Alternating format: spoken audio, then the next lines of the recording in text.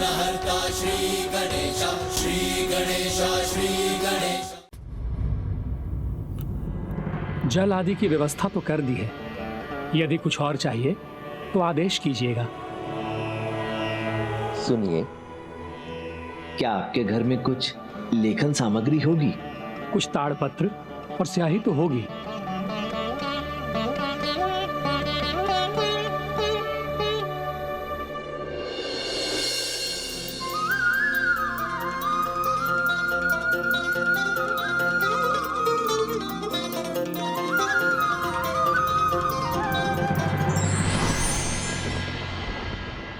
ये क्या? मेरा लिखा नेत्रों से ओझल कैसे हो गया?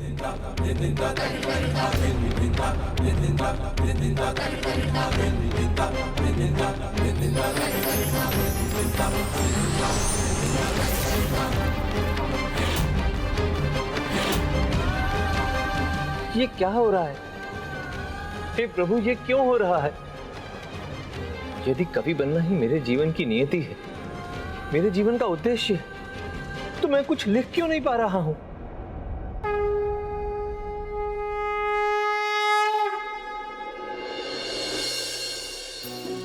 प्रणाम महात्मा जी। प्रणाम। आप स्नान ध्यान पूजा कर लौट भी आए? जी। कल जो आपने कहा था बहुत सुंदर था। यदि आप बुरा न माने तो वो 2 पंक्तियां लिखकर आप मुझे देने की कृपा करेंगे? मैं उनको आपकी स्मृति मानकर सहेज कर रखूंगा। किंतु कल तुम्हें कुछ लिख ही नहीं पाया। महात्मा जी, स्वामी ने जो अनुरोध किया है उसे पूर्ण कर हमें कृतार्थ कर दीजिए।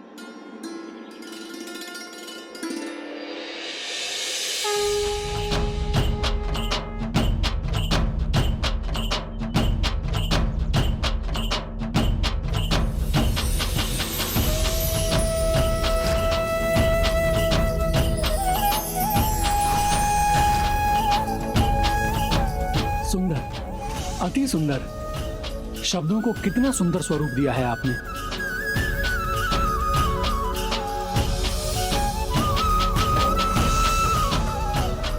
ये क्या हुआ? कल भी तो प्रभु श्री राम के नाम की महिमा पर ही लिखा था मैंने, फिर ये रह गया और वो मिट गया। ऐसा क्यों हुआ? ऐसा क्यों हो रहा था गजानन? आपके इस प्रश्न के उत्तर में तुलसीदास जी के भावी जीवन का उद्देश्य छिपा था, किंतु इसका उत्तर उन्हें कौन देता। अगले कुछ दिन वो बार बार लिखने का प्रयास करते रहे, किंतु हर बार वही हुआ। जैसे ही वो कुछ शब्द भोजपत्र पर अंकित करते, वो शब्द अपने आप अदृश्य हो जाते। इस प्रकार 7 दिन बीत गए और प्रयाग मेला के अंतिम दिन तुलसीदास जी लौटने की तैयारी करने लगे। महात्मा जी,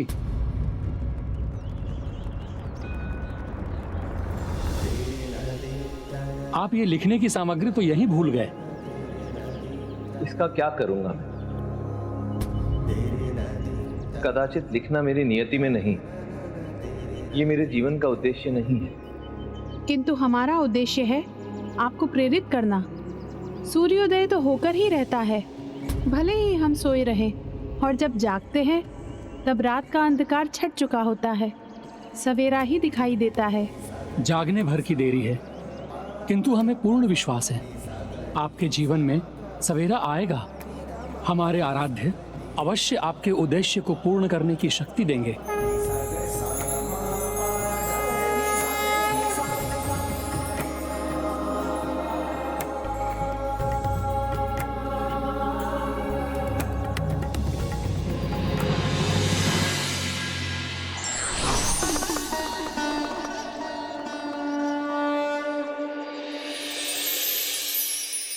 हे प्रभु, आपने सदैव मेरा मार्ग प्रशस्त किया है, बस एक बार और मुझे मार्ग दिखाने की कृपा करें।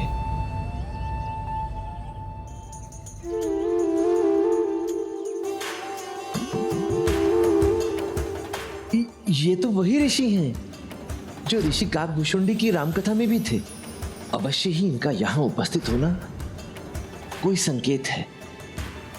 कदाचित अब यही मुझे बताएंगे कि मुझे अब आगे क्या करना है।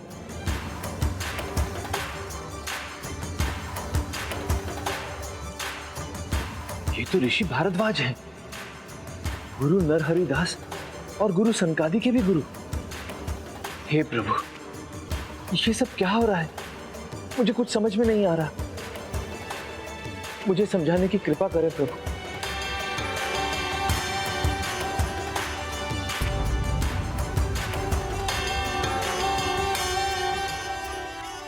ये पावन राम कथा भगवान का परम पद प्रदान करती है। इसका श्रवण करने से अविचल भक्ति प्राप्त होती है। हे उमा, ये वही राम कथा है जो आगे चलकर ऋषि काकभूषुंडी गरुड़ देव को सुनाकर उनका भ्रम दूर करेंगे। विमल कथा हरिपद धाई, भगति होई सुनी अनपायनी। उमा कहियूं सब कथा सुहाई, जो भुसुंडी ठगपति ही सुनाई। उस क्षण तुलसीदास जी ने भविष्य के महान संतों के साथ राम कथा के विभिन्न कांडों की रचना करते हुए स्वयं को देखा।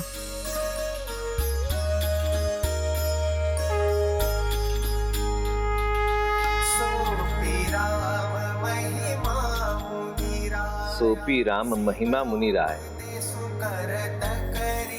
शिव उपदेशु करत करिदाया। राम कवन प्रभु पूछहु तो ही, कहिए बुझाई कृपा निधि मोही। ये क्या है? तुम्हारे भावी जीवन की ये एक झलक है महाकवि तुलसीदास।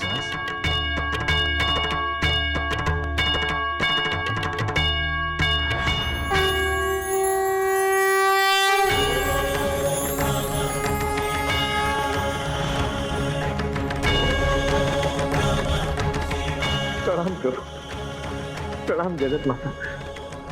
आप दोनों ने तो सदैव मेरा हाथ थामा है, मेरा मार्ग प्रशस्त किया, तो आज भी मुझे मार्ग दिखाने की कृपा करें। उस रामायण के भाग हैं जो स्वयं मैंने महेश्वरी को सुनाई थी, जो ऋषि काकभूषुंडी ने सुनी और उन्होंने पक्षीराज गरुड़देव को सुनाई। उसी सभा में ऋषि याज्ञवल्क्य जी ने राम कथा सुनी और उन्होंने ऋषि भारद्वाज को सुनाई। इसीलिए मैं फिर कहता हूं, तुम इन सभी के साक्षी बन रहे हो। अर्थात ये एक झलक है तुम्हारे जीवन के उद्देश्य की। महाकवि तुलसीदास। प्रभु, आपने मुझे महाकवि की उपाधि तो दे दी, परंतु ये नहीं बताया कि मैं उस तक पहुंचूंगा कैसे। सत्य कहूं तो आपकी उस उपाधि से मैं एक उलझन में पड़ गया हूं। मैं जो कुछ भी लिखता हूं वो स्वतः ही मिट जाता है, फिर ऐसे में मैं महाकवि कैसे बनूंगा? पुत्र तुलसीदास, ऐसा क्या लिखा तुमने जो मिल गया? माता, मेरे मन में तो बस प्रभु श्री राम ही बसते हैं। उन्हीं की प्रशंसा में मैंने देव भाषा संस्कृत में उन्हीं की महिमा का वर्णन करते हुए कुछ पद लिखे थे। तो क्या तुमने ऐसा भी कुछ लिखा जो मिटा नहीं? हाँ प्रभु, मैंने प्रभु श्री राम की प्रशंसा में साधारण जन की भाषा अवधि में भी कुछ पद लिखे थे। और जो तुम्हारे हाथों में है वो कौन सी भाषा में लिखा है? ये भी प्रभु साधारण जन की भाषा अवधि में भी, जिसे हर कोई समझ सकता है। सरल भाषा अवधि लिखी रह गई, इसका भी कोई अर्थ होगा क्या? इसमें भी प्रभु श्री राम की कोई इच्छा छिपी है? पुत्र तुलसीदास, तुम तो महाज्ञानी हो, इसका निष्कर्ष तो तुम्हें स्वयं ही निकालना होगा। तुलसीदास, यदि व्यक्ति गहन विचार करे तो जीवन के सारे रहस्य खुल जाते हैं और भविष्य का मार्ग दिखाई देने लगता है। हम जैसे भक्तों का क्या होगा जो संस्कृत नहीं जानते? हम प्रभु श्री राम की जीवन गाथा को कैसे समझेंगे और सुनेंगे?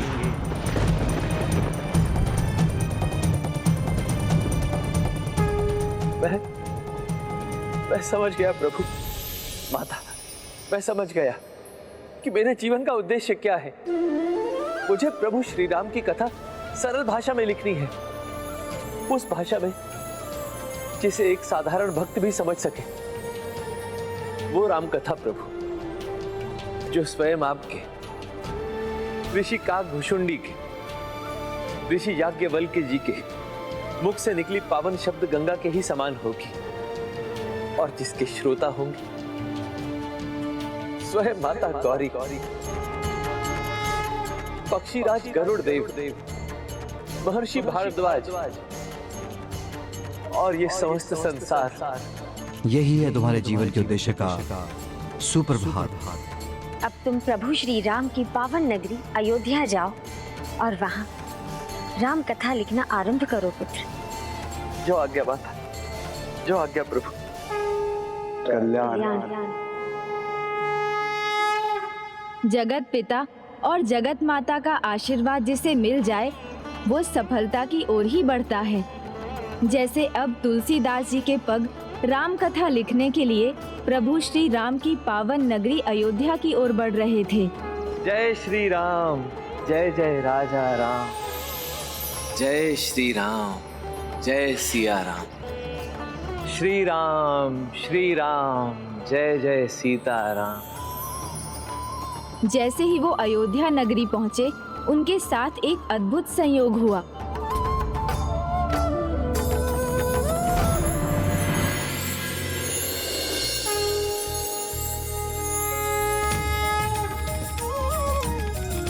जय श्री राम,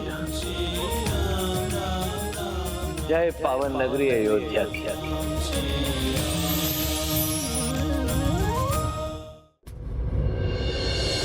मित्र श्रीकांत यहाँ अयोध्या कब पहुंचे? ऐसे प्रभु की लीला कहिए या उनकी प्रेरणा, मुझे ऐसा आभास होने लगा कि इस रामनवमी के शुभ अवसर पर आप अयोध्या अवश्य पधारेंगे, तो मैं भी यहाँ आ गया और आपके लिए भी सारी तैयारियां पूरी कर ली हैं। बताओ, प्रभु की भक्ति में इतना तल्लीन हो गया कि रामनवमी के विषय में ही भूल गया। कृपा मुझे बताइए कि रामनवमी का शुभ दिन कब है? आज ही तो है वह शुभ दिवस। आज चैत्र शुक्ल पक्ष का 9वां दिन है और संयोगवश आज भी ग्रह नक्षत्रों की वही दशा है जो श्री राम जन्म दिवस पर थी। ये क्या कह रहे हो मित्र? इतना अद्भुत संयोग! प्रभु श्री राम कथा लिखना आरंभ करने के लिए आज के दिन से अधिक शुभ दिन तो कोई हो ही नहीं सकता। लिखना या श्री राम कथा का पाठ करना? लिखना मित्र, लिखना। प्रभु ने मुझ पर कृपा की और मुझे संकेत ही नहीं, आदेश भी दिया। मुझे मेरे जीवन के उद्देश्य से अवगत करवाया। अब मुझे समझ में आ गया मित्र कि मेरे जीवन का मुख्य उद्देश्य प्रभु श्री राम की कथा को साधारण भाषा अवधि में लिखना है, ताकि मैं उसे जनमानस तक पहुंचा सकूं। और इस कार्य के लिए आज से अधिक शुभ दिवस तो हो ही नहीं सकता। तो फिर आइए मेरे साथ, आपका आश्रम आपके आगमन की प्रतीक्षा कर रहा है। चलिए जी। आज प्रभु श्री राम का जन्म दिवस है, रामनवमी का पावन अवसर है। परंतु मुझे अचरज हो रहा है ये देखकर कि आज स्वयं प्रभु श्री राम की जन्मभूमि में ही उनके जन्म दिवस को लेकर कोई उत्साह नहीं है। तुलसीदास जी, ये सभी प्रभु श्री राम को, उनकी भक्ति को ही भूल चुके हैं। इन्हें याद दिलाना होगा, प्रभु श्री राम के महत्व को समझाना होगा और उन्हें ये बताना होगा कि अयोध्या नगरी में जन्म लेना मात्र ही बहुत बड़े सौभाग्य की बात है। समझेंगे, अवश्य समझेंगे ये सब भी, क्योंकि इन्हें समझाने वाले और इस अयोध्या नगरी का उद्धार करने वाले मेरे गुरु ज्ञानदत्त शास्त्री इसीलिए तो काशी से यहाँ पधारे हैं।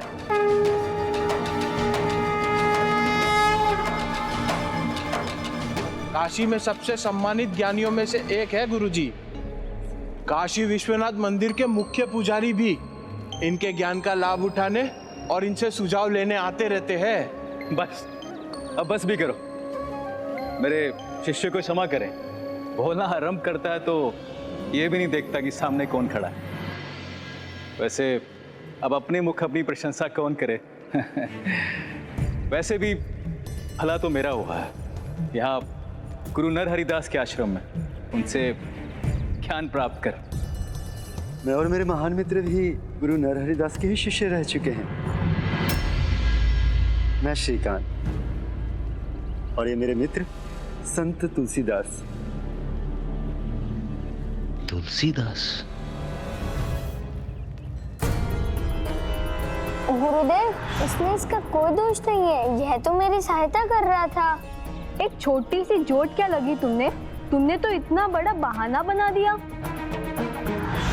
ओह, तो इसका स्वभाव आज तक नहीं बदला। बचपन में गुरुजी के सामने अच्छा बनता था, अब स्वयं को संत कहलवाता है। मुझे कुछ तुम्हारी याद तो है, तुम वो कुछ कविताएं लिखा करते थे ना, 2-4 साधारण छंद भी लिखे थे तुमने। निज दुख गिरी सम रज करी जाना, मित्र को दुख रज मेरु समाना। सही कहा था तुमने, मित्र का दुख पर्वत के समान होता है, जो मुझे हो रहा है। तुम्हें इस दरिद्रता की दयनीय अवस्था में देख, ये क्या है तुम्हारे हाथों? तुम्हारी वो तुच्छ कविताएं, क्या कहलवाना चाहोगे इनको? तुलसीदास के दोहे? हाँ? तुलसीदास जी जो ग्रंथ लिख रहे हैं उसका नाम होगा तुलसी रामायण। और क्षमा कीजिएगा ज्ञानदत्त जी, किंतु ज्ञानी व्यक्ति वह होता है जिससे मिलकर कोई भी व्यक्ति स्वयं को निम्न होने का भान न करे। और आपकी जानकारी के लिए ये बता देना चाहता हूं कि संत तुलसीदास जी न सिर्फ एक अच्छे कथावाचक हैं, बल्कि कथा विशारद भी हैं। और जो उनके हाथों में आप ताड़पत्र देख रहे हैं, इसके ऊपर ये अति शीघ्र श्री राम कथा लिखेंगे। तुलसीदास जी, आप इस महान कार्य को प्रारंभ कीजिए। अवश्य। राम कथा तो दूर की बात है, ये तो 2-4 अध्याय भी नहीं लिख सकेगा। नहीं श्रीकांत, अभिमान ज्ञान का शत्रु होता है और क्रोध बुद्धि का। चलो।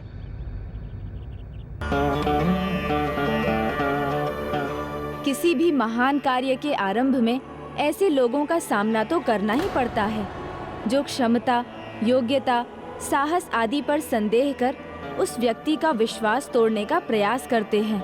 ज्ञानदत्त ने भी ऐसा ही प्रयत्न किया। ये लीजिए, आपके लिखने की व्यवस्था हो गई है। धन्यवाद मित्र। श्रीकांत, क्या हुआ मित्र? तुम्हारा मुख देखकर ऐसा प्रतीत हो रहा है जैसे तुम दुखी हो, व्यथित हो। दुखी और व्यथित नहीं, क्रोधित हूं मैं। वो अज्ञानी घमंडी ज्ञानदत्त आपका अपमान और उपहास कर रहा था, और आप शांत बने रहे।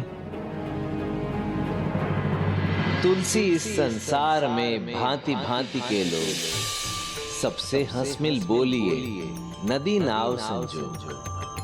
मित्र, इस संसार में हमें भिन्न भिन्न प्रकार के लोग मिलेंगे। कुछ आपसे मीठा बोलेंगे, कुछ आपको कटु वचन कहेंगे, कुछ आपकी प्रशंसा करेंगे तो कुछ निंदा करेंगे। परंतु हमें सभी से मुस्कुराकर बात करनी चाहिए। ठीक वैसे ही जैसे नदी, नई हो या पुरानी, सभी नौकाओं को अपनी धारा में बहने देती है। तनिक सोचने का प्रयास करो मित्र। बचपन में कहा हुआ मेरा दोहा उसे आज तक कंठस्थ है। तो ये, इसका अर्थ ये हुआ कि काव्य पद्धति में कही हुई पंक्तियां लोगों को अधिक सरलता से स्मरण हो जाती हैं। कभी कभी निंदा में भी कोई संदेश छिपा होता है। आवश्यकता होती है तो केवल उस संदेश को पहचानने की। मैंने निश्चय कर लिया है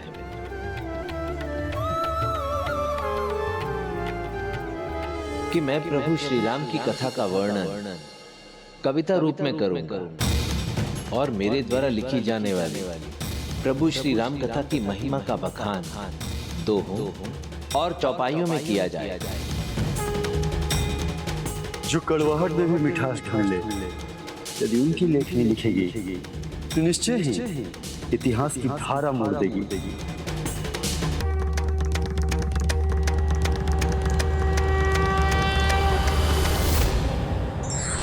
ज्ञान से विनम्रता, विनम्रता से योग्यता और योग्यता से धर्म प्राप्त होता है, जो व्यक्ति के सुख का कारण बनता है।